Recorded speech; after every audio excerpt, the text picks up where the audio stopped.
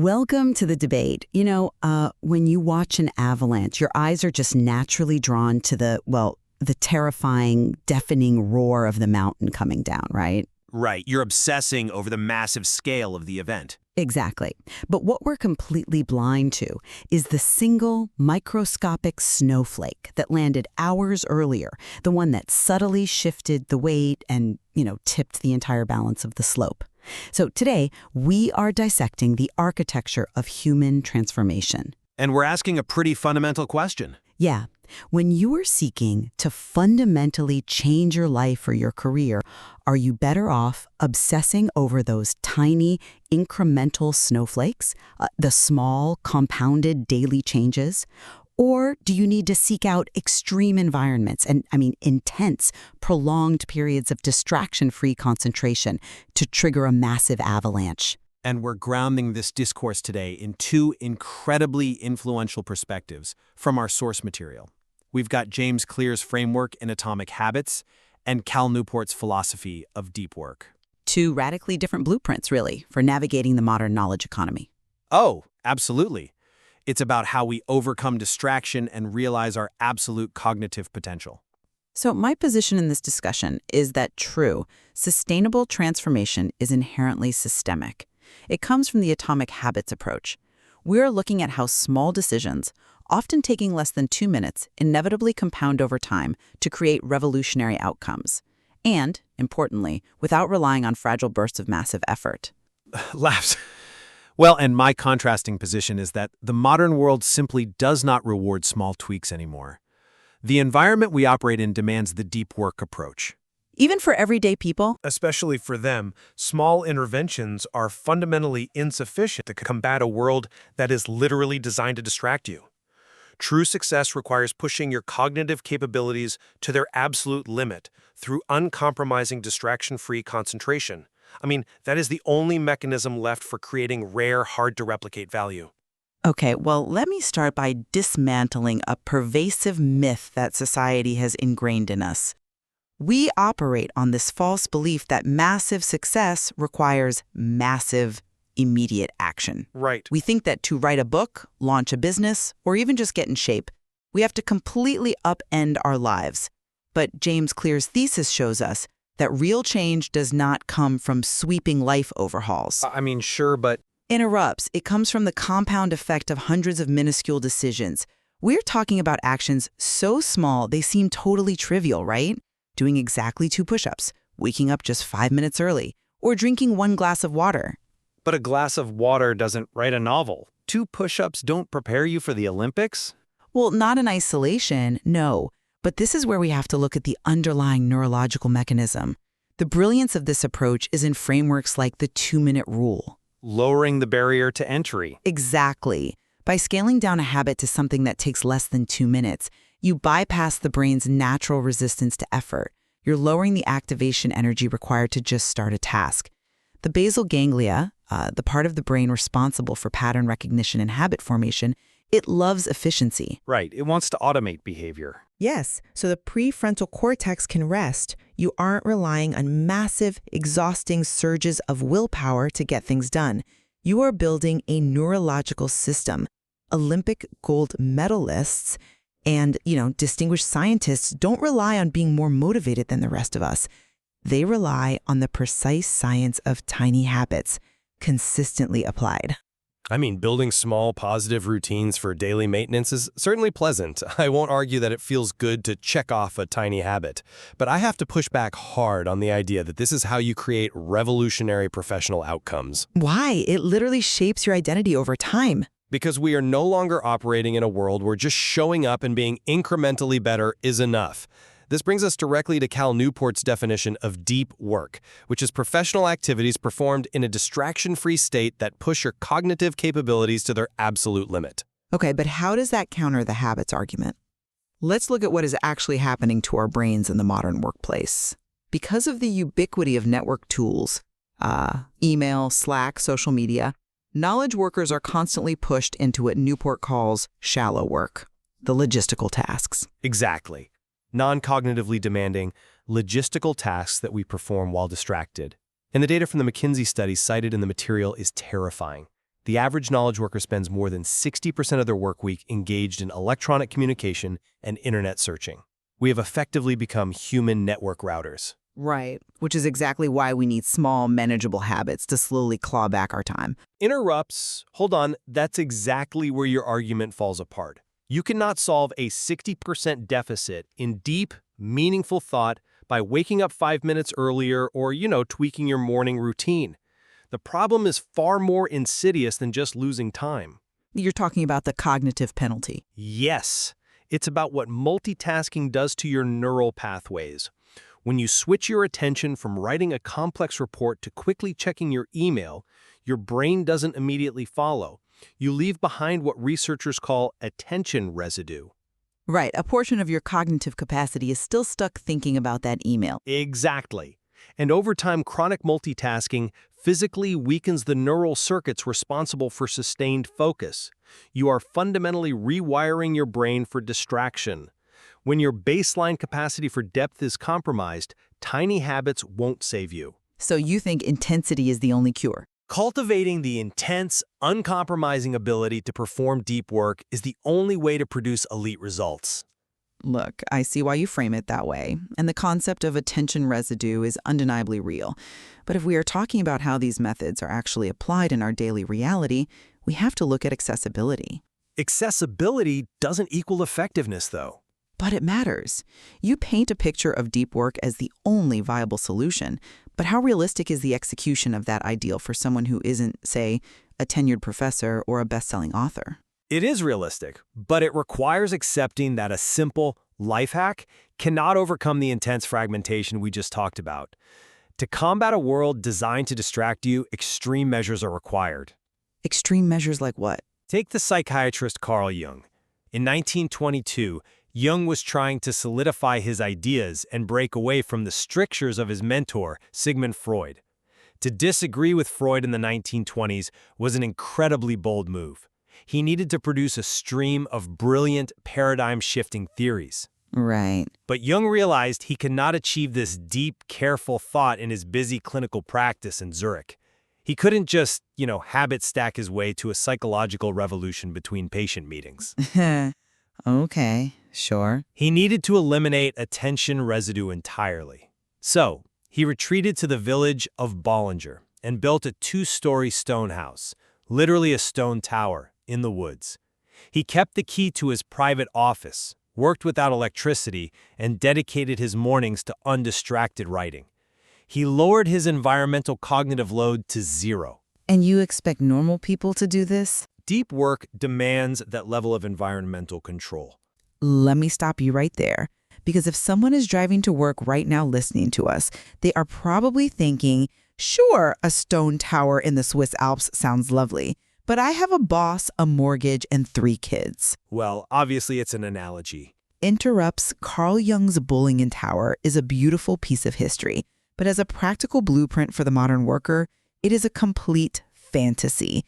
Think of it like trying to run a marathon. Okay, let's hear it. The deep work approach, with its towers and total isolation, is like deciding to sprint as hard as you can for a week, hoping you cross the finish line. It relies on massive, extreme expenditures of energy and total environmental control that most people simply do not have. But that sprint produces unmatched value. The atomic habits approach, on the other hand, is the daily, sustainable mileage. It's lacing up your shoes every single morning and running 2 miles, then 3, then 4.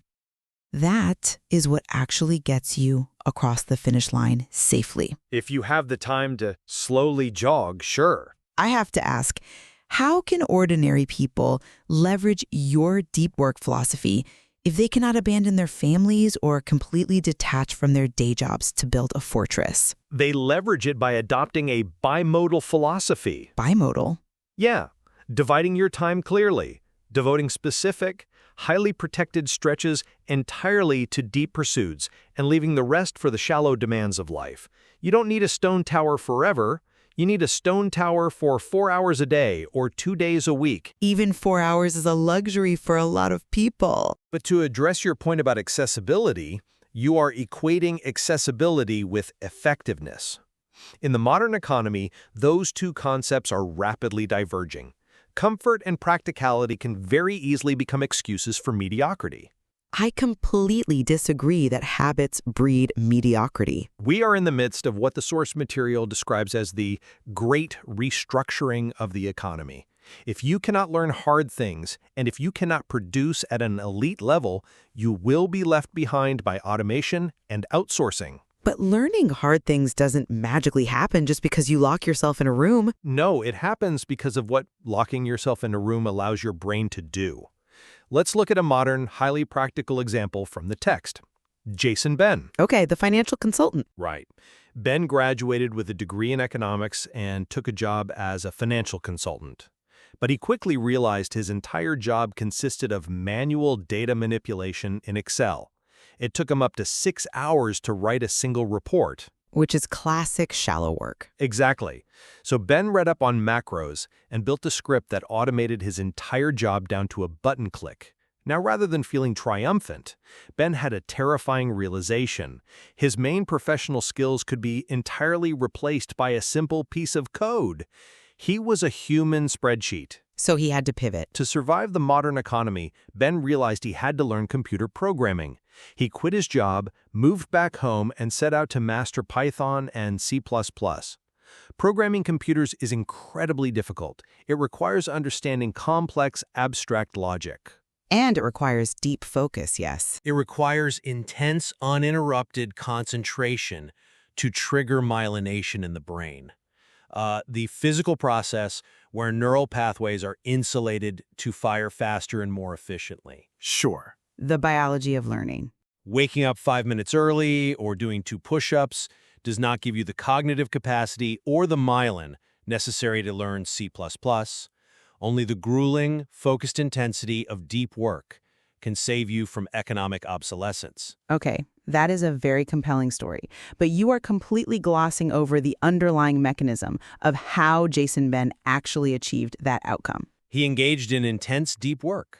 We all agree that mastering a hard skill, like coding, is essential, and we agree it requires concentration. But I am fundamentally challenging the idea that he just magically willed himself into a state of deep work without relying on the science of tiny habits. He created a distraction-free environment. You cannot just sit down at a desk, having never coded before, and suddenly engage in 4 hours of uninterrupted deep work. The human brain doesn't function that way. It fights the cognitive strain. Which is why you push through the friction. To reach that level of mastery, Ben had to first build the atomic habit of sitting down at his computer at the exact same time every day. He had to overcome the initial friction of just opening the coding interface. If you apply James Clear's framework, you don't focus on writing a flawless program on day one. You focus on writing one single line of code. But a single line of code doesn't trigger myelination. Deep work, I would argue, is not a standalone phenomenon. It is merely the byproduct of a rigorously well-stacked habit. You build the behavioral system first, and the deep concentration follows as the habit becomes automatic. I think that's incredibly optimistic. Without the incremental routine to get you in the chair, the intense concentration collapses under its own weight. That argument assumes that the modern brain is a neutral territory, just, waiting patiently to be programmed with good habits. But as we discussed, with attention residue, our brains are not neutral. They are actively working against us. We can retrain them. You cannot incrementally tweak a brain that is addicted to dopamine hits from social media. When your baseline capacity for depth is deeply compromised, subtle routines are just too weak to break the cycle. You have to force a massive disruption. A massive disruption. Yes. The text refers to this as utilizing grand gestures. We all know the famous story of J.K. Rowling in 2007, struggling to complete the Deathly Hallows. Right, she couldn't focus at home. The pressure was immense, and she found unbroken concentration impossible at her home in Edinburgh because of the window cleaner, the kids, the dogs, just the everyday friction of life. So what did she do? She didn't use the 2-minute rule. No, she spent a fortune. She executed a grand gesture. She checked into a suite at the 5-star Balmoral Hotel paying more than $1,000 a day. Now let's unpack why that works psychologically. It's not about the luxury of the hotel. It is about increasing the perceived importance of the task. By throwing money at it? By investing significant money and radically altering her environment, Rowling triggered a shift in her brain's arousal levels. She bypassed the mundane cues of her home life that triggered distraction and signaled to her nervous system that this work was of paramount importance. Okay, but Interrupts or considered Bill Gates, who famously conducted isolated think weeks twice a year in a lakeside cottage to do nothing but read and think big thoughts. These aren't habits. They are radical, uncompromising interventions designed to shock the system out of shallowness. yeah, I'm just not convinced by that line of reasoning because it completely ignores the long-term sustainability of human behavior. How is writing Harry Potter unsustainable? I look at those examples, J.K. Rowling paying $1,000 a day, Bill Gates taking weeks off in a private cabin, and I see a deeply flawed reliance on financial privilege and fragile systems that are entirely divorced from everyday reality. They are extreme examples to prove a point about human psychology. The text provides an even more extreme example of this. The entrepreneur Peter Shankman had a book contract with a 2-week deadline. To force himself to concentrate, he booked a $4,000 round-trip business class ticket to Tokyo.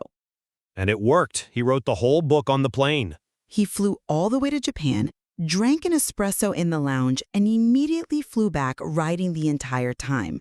Now that might make for a fun anecdote, but look at what that actually represents.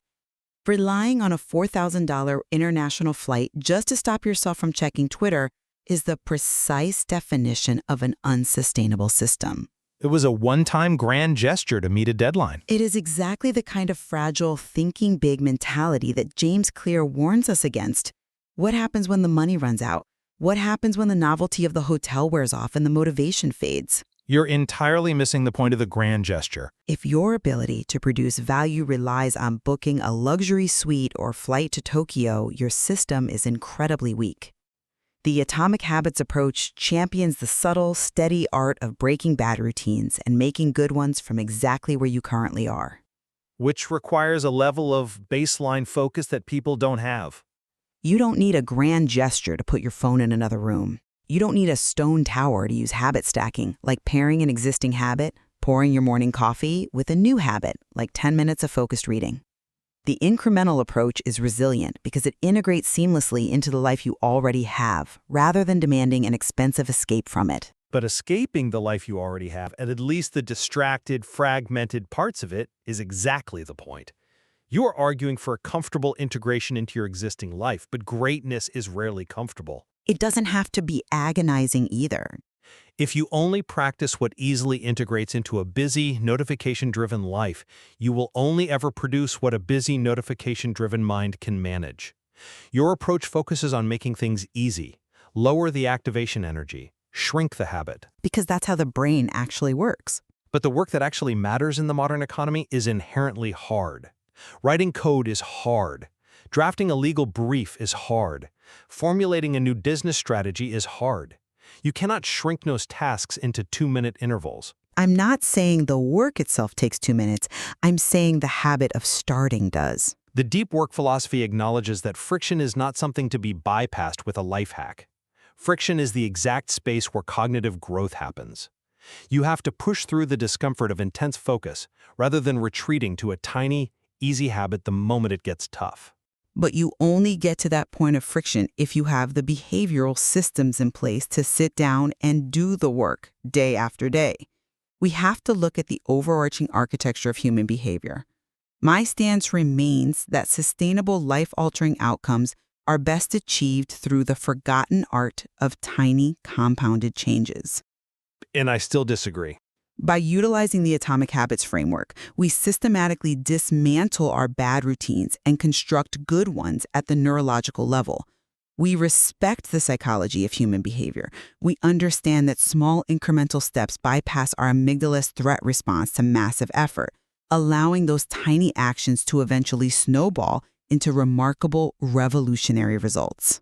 It's just too slow for the modern economy. You don't need to shock your system.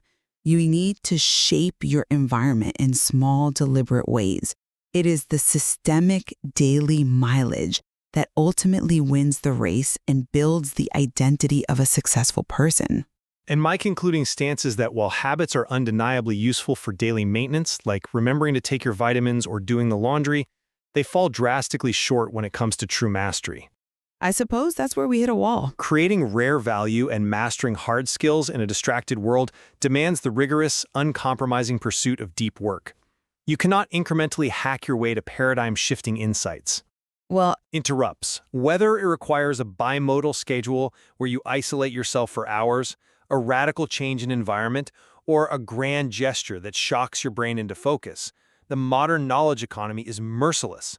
It rewards only those who can fiercely protect their attention, overcome the permanent threat of shallow work, and push their cognitive capabilities to the absolute limit. yet, despite our profound disagreement on the methodology, I think we have arrived at a vital point of convergence. Oh, which is?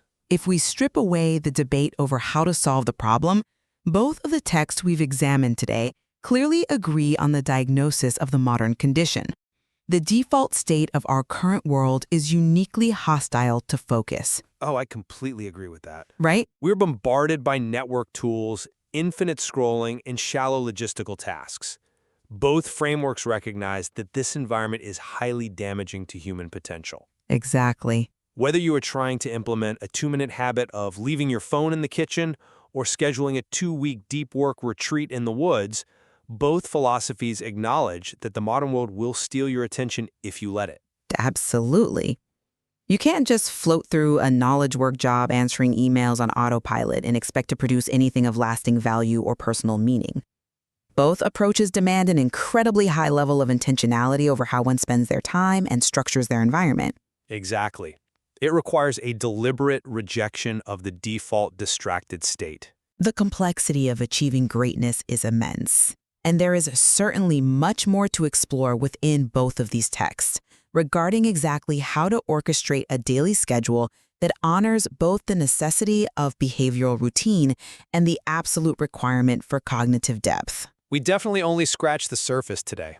We won't declare a definitive winner today because the tension between these ideas is exactly what sharpens our own understanding of our own workflows. It leaves every listener with a crucial choice about how to structure their days, their environment, and their emissions. It brings us right back to the mountain.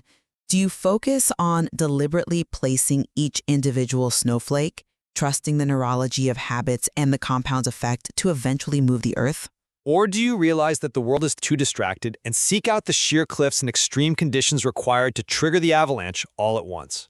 We leave it to you to decide whether you need an atomic habit or a deep work chamber to reach your own goals. Thank you for joining us on The Debate.